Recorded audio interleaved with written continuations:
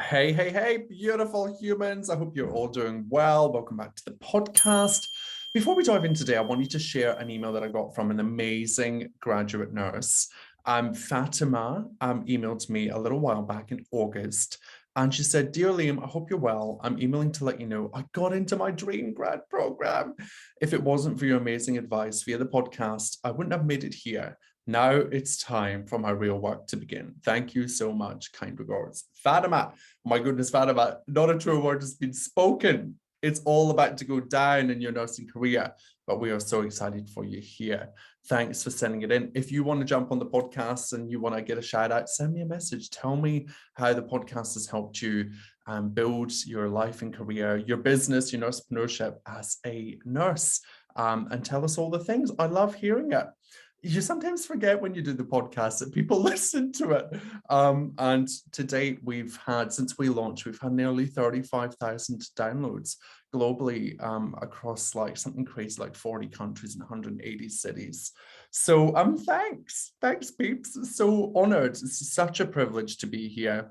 And I know your time is so precious. So thank you for sharing it with me. And I hope that you continue to support high performance nursing moving forwards with your ears and your eardrums. So today we're talking about my experiences of being a nurse unit manager. And the reason why I wanted to do this today is because I've been posting a few things about being a NUM and my experiences, and I posted a picture of my desk. Of all the things, I posted a picture of my desk as a nurse unit manager, and it bloody blew up. It went cray-cray on my Insta. And I don't think it was the desk. I think it was actually the captions, which busts the myth that I believe, which is that people actually do read the captions. So thank you. I'll need to sort out my typos. But jokes aside, it really got me thinking. And ironically, back when I first started high performance nursing, my goal still is, and I'm working towards this, was to help clinical leaders lead more effectively. And the reason being is because, of course, as a nurse unit manager, it was a hot mess. And I had all of the thoughts, the worries, the fears, and all of the lack of support, everything that you can imagine happened. So I think this will be a bit of a series in episodes just to give you insight into some of the roles that I've had. I'm always interviewing other people and I'm like, oh, I've done like 15 roles. I can talk about them and give people my own personal perspective. So hopefully that's of value, and I'm sure you'll take something away from today. So there's so many things that I could talk about when it comes to being a nurse unit manager. Funnily enough, it was one of those things that I always dreamt of being. I'm one of those weird people. I'm so bizarre in that sense that my goal when I first graduated, I remember driving to Edinburgh. We used to drive an hour and a half to get from my house up to Edinburgh. I lived in a small town in Scotland called Hawick. Sounds disgusting, I know, but it is a really beautiful place. Hawick, so we drive from Hawick to Edinburgh every day, Monday to Friday, for university. And we'd be driving in the car and we'd be talking about our placements and, having a laugh and singing along and just being idiots, trying not to kill each other as we drove up the winding road to Edinburgh. And I would always be like that person that was like, oh, I really can't wait till I can make an impact. I really can't wait until I'm the CEO. And they all used to laugh and they'd be like, all right, whatever, Liam, sure. And I guess that's why I got to where I got to, because I really, like, by the age that I was nurse unit manager by 27, 28. And I just pushed, I just knew that I had something to give in that space. And it's so interesting that when I got there, that's where it kind of all just like unfolded in front of me. And that's where I started to question everything. So let me dive into what I would like to share, having been a nurse unit manager. First of all, the first lesson that I want to share is that it's not better there than it is here. And I share this because I used to hold this belief that when I become a nurse unit manager, it will be better. And you might run a similar story, like when I become a CNS or when I become an educator, it will be better, it will be different somehow. And here's the truth. It's exactly the same, just with more shit. There's more things to deal with. There's more responsibility. And that's the only difference. You just have more on your mind, right? You have more things to think about when you're at that level. Of course, you do have the flip side where you have more impact and more abilities to change and yada, yada, yada. But really, it is no better there than it is here. And I only heard that recently and it really clicked with me, because even when I was driving to Edinburgh, I was thinking to myself, oh, it's going to be so much better when I'm a nurse unit manager and when I'm a CEO and I'm changing the world. And yeah, it wasn't. So that was the first thing. The other thing was that no one really knows what the heck they're doing. And I kind of did think about this. I did see this from afar as I was building my career, right? Because we look around and everybody kind of just looks like they're running around with like a headless chook. But it is really quite true, especially as we build our careers, we start to see the gaps that exist in the healthcare system. And one of the main challenges that we've all seen is that we have healthcare leaders who are amazing clinicians. And I like to put myself in that bucket because I think that I was a bloody good nurse, that then move up the ladder. And being an amazing clinician does not equate to being an amazing leader or an amazing educator or an amazing director of nursing or a CEO. So what ends up happening is you're actually surrounded by a group of people that have great intentions, but they actually don't know what they're doing. So this is good in a way, right? Because if you're somebody that's holding yourself back from these roles because you think you don't have enough yet, good news, you've probably got more than enough, and you can move up and you can get what you need when you get into the role. And this is true for every job that you have in your career. You never know the how until you're in the job and you've done it. So I wouldn't be able to do this podcast, for example, until I was a nurse unit manager, right? Because I wouldn't know the how, I wouldn't have the insight. But that's never a reason to not apply for something. So not a lot of people at that level know intuitively what they're doing. A lot of it is trial and error. A lot of it is just trying our best with what we've got. It is cutting corners galore in a sense that we've got to just make things work. And we've got to work with systems that don't talk to each other. And one of the biggest frustrations for me was the lack of technology and the lack of use of technology. I mean, if you're a nurse unit manager, and I can see you all right now, and this was me walking around with a notebook, with this notebook that I never go back to reflect on, I never check, I never, like, it's just a hot mess in there of scribbles and notes that I'm never going to be able to find.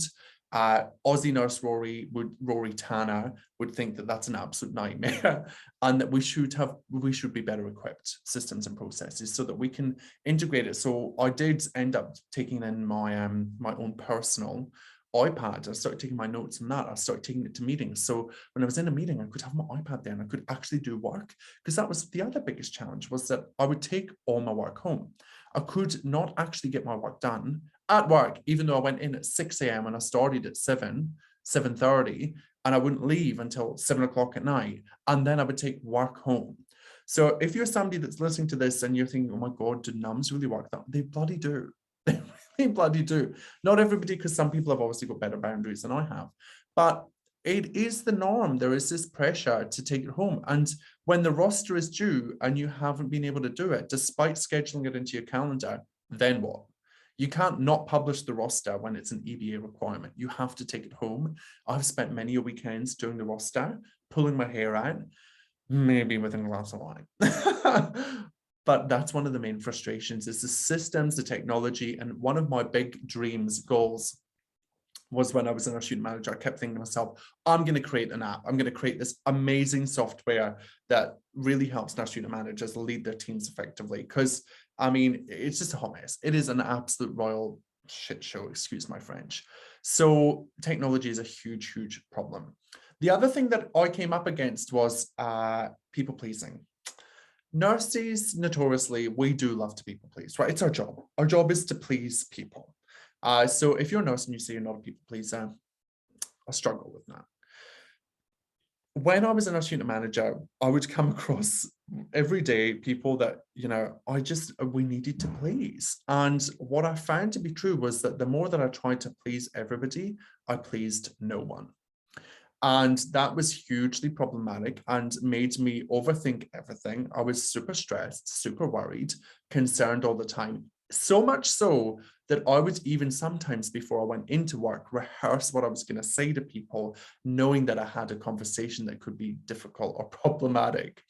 I would be in the shower talking to my partner. I'd be like, Liam, what are you doing? I'm just like, I've got this meeting today and I just need to like rehearse it ahead of time. Call me cray cray. That's how I coped with it. You cannot please everyone. And in fact, your job as a manager, as a leader, is not to please everybody. You are the meat in the sandwich. The Don, the A-Don have high expectations of you, and regardless of their capabilities, and then your staff have equally high expectations of you. Put on top of that all of the myths and all of the beliefs that people hold about non-clinical nursing roles. Like, you can see why we're technically set up to fail, right? Or you're just sitting in the office, you never come out on the floor anymore, are you even a nurse? All of these things I have been told, people have said to me, relatives, staff, some staff have even questioned my clinical skills and been like, oh, do you really have these skills? What, excuse me? What do you mean, do I have them? Of course. So you cannot please everybody. It is not your job or your responsibility to please everybody.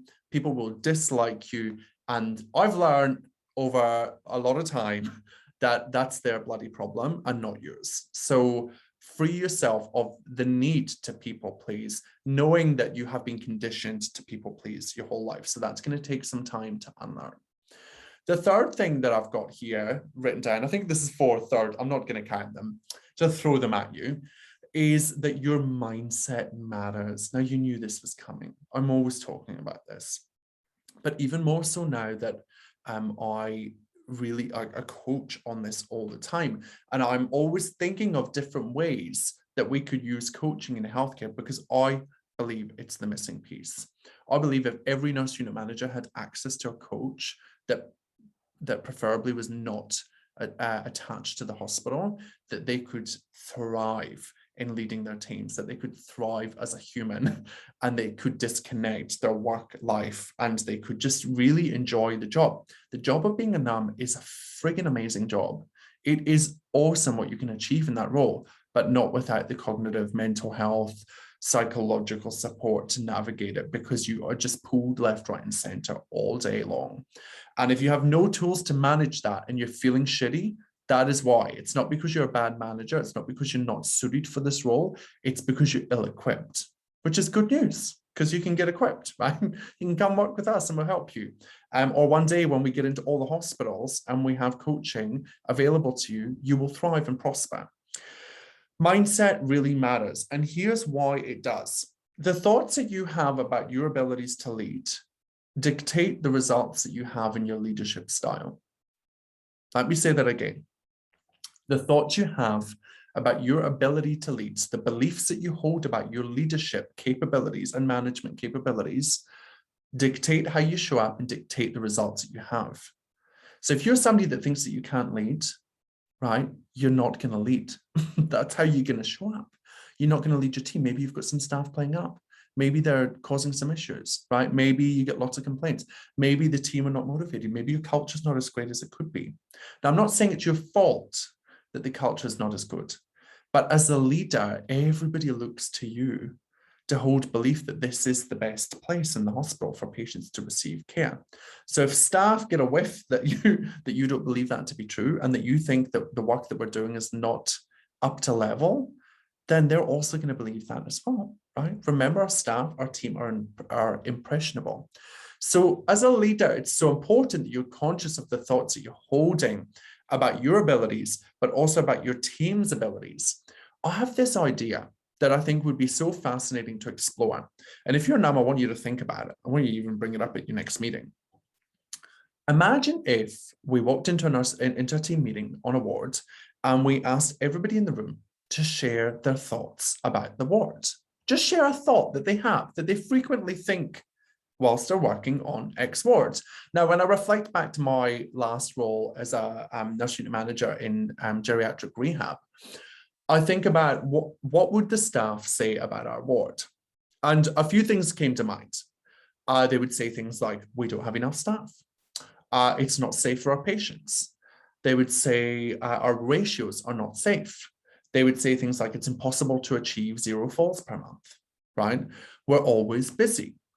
Now, I want you to think about collectively, if everybody has those thoughts, what feeling is that generating for the whole team as a vibe? Like, what is the general ward feeling? Okay, like, is it pissed? Is it stressed? Because I'm sensing that most of the thoughts that people will throw at us about our wards are probably negatively geared, which will cause a negative emotion. And when we feel negative emotions, we take negative action and we don't do a lot of things that we should actually do, i.e. follow policy and procedure, delegate, question, escalate, not cut corners. And then we create negative results. Can you see that? I'm curious. I know you can't respond to me, but I really want you to see that. When I saw this, I was like, oh my goodness. The thoughts that we hold as a team, and we always talk about groupthink, right? The thoughts that we have as a team positively or negatively impact the results that we have. So if that's true, we've spent years changing our actions instead of looking at the thoughts that we're having about our team and about our wards. And I reflected on this and I thought about my time as a nurse student manager, and we had one goal in particular, which was to achieve 0 falls in a geriatric rehab board. But I can hear you all laughing like, haha, for sure. And that's what everybody thought. And every meeting, I was like, no, we've got, like, this is totally, and obviously I didn't believe it, even though I was trying to convince people to believe in, because it's part of an AM's job is to convince everybody about the things that maybe sometimes you don't believe, but that's also problematic, right? And this is why. And the team would question this goal every time and they'd say, it's just unattainable. We can't do it, Liam. It's unachievable. And I would push back and I would question it. And I would say, it's so important. We've got this goal and we've got to drive forward towards it. But no one believed it could be done. And did we ever achieve it? No. Is that because we didn't have the right things in place? I don't think so. Looking back now, we had every possible solution. I'm sure there's something else that we could have tweaked or tailored or done, but every possible solution was in place. The only thing that on reflection I can see was problematic was our belief in our ability to do it, right? How interesting. I would love to hear your thoughts after this episode. I would love to hear what you think about that and how you think it could impact your team as a nurse unit manager. Your thoughts dictate your results, but your thoughts as a leader dictate the collective team's results. So powerful, and we could talk, and maybe I will in the future, more about that. The other thing that I found when I was in a nurse unit manager role, I found this as I built my career actually, the higher I got, the more lonely I became. The more detached you are from the pack, from the team. And it's not always true, right? Because your team do, even when you're a leader, you are part of that team, but there also does have to be a boundary and a fine line. And we all struggle with that typically, where we've been a mate or we've been a peer or like a colleague, and then we get promoted. And that's one of the other challenges, which is nursing career identity shifts. When you go from being a nurse on the floor and you move into a CN role, or you move into an educator role, or you move into a CNC or NUM role, you have to let go of your previous identity. Consciously, subconsciously, you have to consciously work through that and realign and be like, oh, when the call bell goes off, it's not my job now to respond to it. Right? Like, that's really hard, especially when it's ringing for a long time. You can, of course, go out, and I'm not saying that you shouldn't, and I did a lot of the time, but that came from a place of not being able to let go of the identity of my previous self in my previous roles. So if you're somebody that's struggling with that, I want you to know that that's normal, and you should expect that, right? What's not normal is to hold on to your nursing identity, i.e. the floor nurse or working clinically or whatever it was, team leader, and not do your nursing leader responsibilities. And I see that a lot. Why do we do that? Because being a nurse on the floor is comfortable and it's familiar, and you don't have to tell people they're getting sacked, and you don't have to tell them they can't get their annual leave, and you don't have to tell the Dawn that we've gone over budget. You can do the things that you know how to do that have less implications for you. So it's safety, right? It's familiar, it's comfortable, even though you know you're going to have to take the work home and do it on the weekend. It's insane. I love mindset. So I found the role to be lonely. I found that there wasn't enough support for me. I hear day in, day out that a lot of people don't get support. I also hear people on the other end that have support. but they or they have the people around them, but they never have the time. Try and make the time. We used to go for our morning tea, and we really made it a conscious effort to go. And of course, the stereotype, oh, there's the manager sitting at the coffee shop. We did it like once a week, and I never, in my whole time being a nurse unit manager, took a break. I can guarantee you that. I ate my dinner at my desk, my breakfast at my desk, and sometimes my evening meal at my desk as well. Not healthy, not good, but it's a reality of the role. We've already talked about the huge identity shift as you move through your career. And I think that's so, so important to recognize. When you first move into these roles as a nurse unit manager, you're going to feel all the feels. You're inviting in all the discomfort. Remember, your brain wants you to do the least amount of things with least amount of effort, right? That's easy, giving you instant gratification, that's comfortable and safe. So when you move into a nurse unit manager role, it's the complete opposite. So you should expect to feel all of the things. You should expect to feel that probably for 6 months minimum, right? That transition period into the role. The other thing that comes with identity shifts is boundaries and making sure that people understand that you're no longer the buddy, right? And this is what breaks cultures. This is what we see turn amazing wards into hellholes, where people are bullied and there's packs and it's just horrible. When you climb the ladder, it's okay to, of course, still have friends, but remember your team are always watching and they're always looking for reasons why they're not part of the pack. It's part of our primitive brain's function to find evidence to prove why we don't fit in and why we're not good enough and why John is better than Jane. So just be really conscious of that as a leader, that your responsibility lies in giving equal, equitable airtime to everybody in the team, regardless of who's been there for the longest time and whatever else. Like, you need to really lean into giving everybody equal opportunity and maintain those boundaries and show people what that looks like and role model it, lead by example day to day. That's one of the challenges that I face as well. Couple of things that I find to be super beneficial. On the back of me just saying give people equal airtime, of course, one of the things that I found was that I did an activity at the start of my nurse unit manager time, and this sounds brutal to people that are not managers, but hear me out.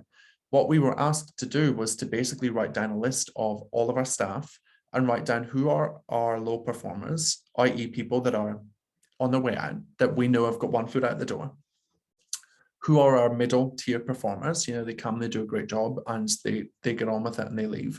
And who are our high performers? The people, oops, my text has gone off. The people that come in and are thriving and they're our next leaders and they're moving up and they're keen, driven, motivated.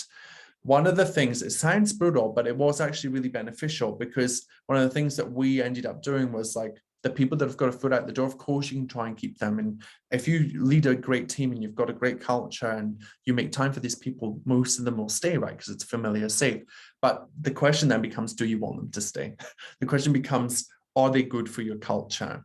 And that was really insightful for me just to be aware of. Of course, I never used that to judge or to penalize people or whatever. It was just based on my interpretation. So one could argue that it's not even factual, right? Because other people might think that John is a high performer and I maybe listed him as a low performer, for example.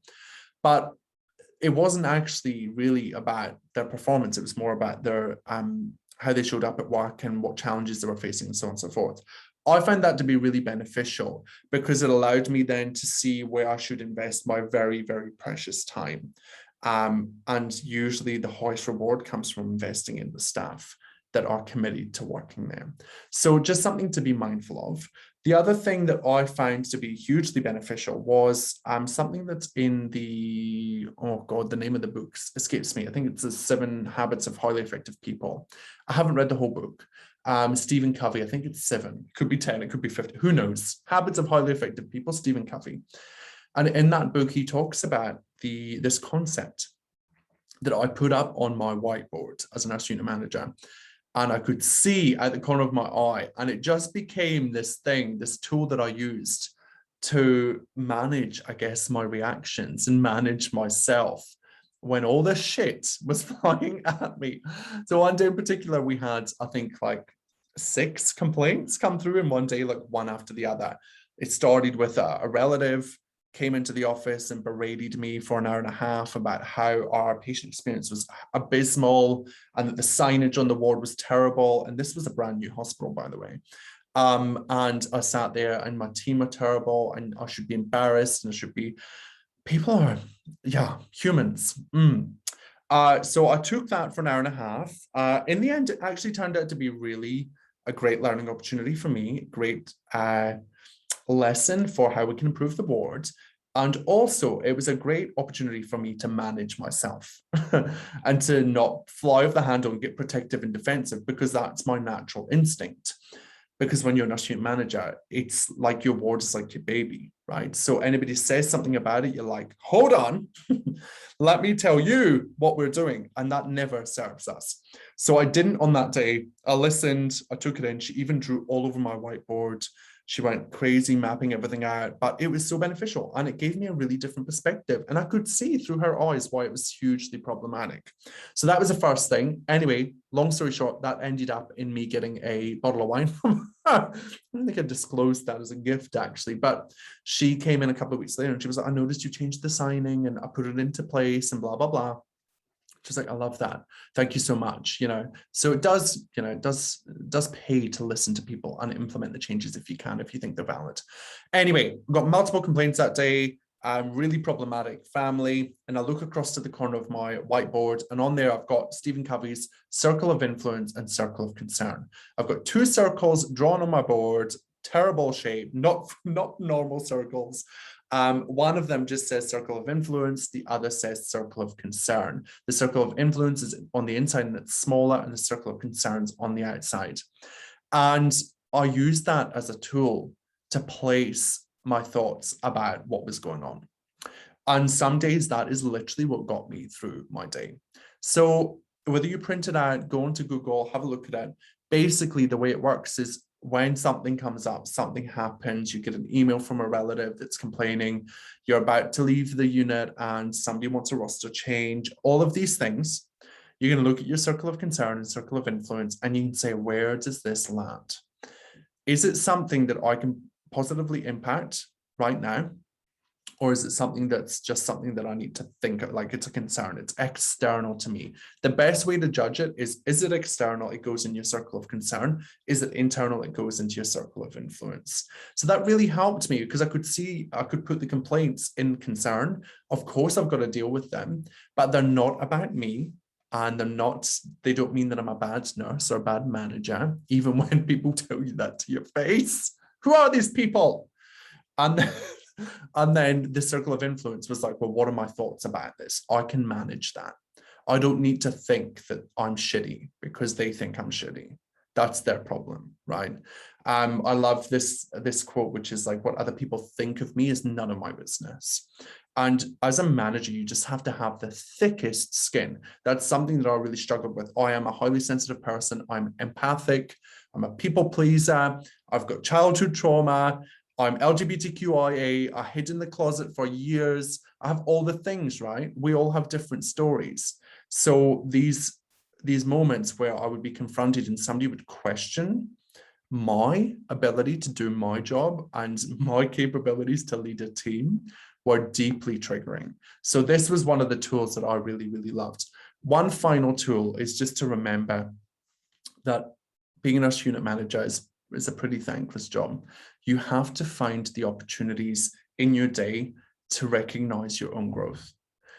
If you're in a place where people do that, that's amazing. But 9 times out of 10, it's a lonely role where you have to have your own back and you have to sing your own friggin' praises. Whether you do that through treating yourself every week, like factor something into your calendar where you gift yourself what you need to thrive within your nursing career. I used to do a singing lesson on a Friday night. It meant that I had to get out of the unit. It was non-negotiable. I couldn't cancel it because I would get charged and I had to leave on time on a Friday. That's what I put in place so that I had a boundary and that I knew even if my week was really terrible, I could go on Friday and that was like my release. So whatever that is for you, find it, implement it into your calendar and make it happen. I think we'll be doing more of these. I hope that something today in this has helped and resonated with you. Nurse unit managers, you are friggin' amazing. None of us know what we're doing. We are just doing the best that we can with the resources that we have. You are good enough, you are worthy, and you are capable of creating anything. If you take one thing away from today, really hone in and explore your leadership thoughts, your beliefs that you hold about your leadership style and your ability to manage, and see how they're impacting you first and foremost, and then see what the thoughts of the team are. And maybe they've borrowed your belief. Maybe they've lent in and stole that thought from you as well. How can you change that? How can you explore that? How can you improve that? Rather than just changing the actions that we take on the wards, maybe it's more so about looking at our collective groupthink. Something for you to ponder. I will see you in the next episode. Thank you so much for listening. Let me know what you think of this one. Shoot me across an email or let me know on social media. Always love to hear. And until next time, stay safe and stay forever curious. Bye. Thank you so much for watching the High Performance Nursing podcast. Make sure you subscribe and hit that bell for all future video notifications. If you want to dive deeper into this work, please come and join us in the High Performance Nursing membership. All the links are in the comments below. We would love to see you there and help you thrive within your nursing life, career, and mindset. Let's do this.